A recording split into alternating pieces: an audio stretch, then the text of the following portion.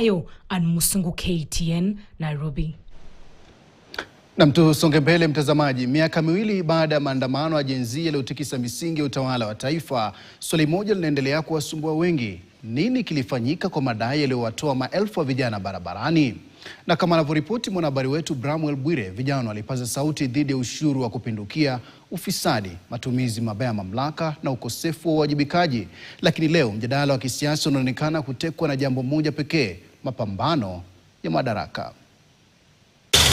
Tofauti na matukio yaliyoshuhudiwa miaka miwili iliyopita, ambapo maelfu ya vijana walimiminika mitaani wakidai uwajibikaji na utawala bora, Kisumu imeadhimisha kumbukumbu ya pili ya maandamano ya Gen Z ya mwaka 2024 kwa hali ya utulivu mkuu.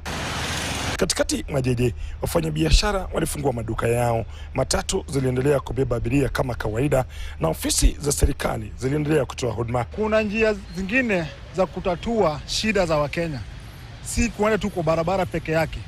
Tunaweza amua tuketi chini, tuzungumze, tujadiliane na tupate suluhisho. Maandamano ya Kisumu hapa ikuangi in peace.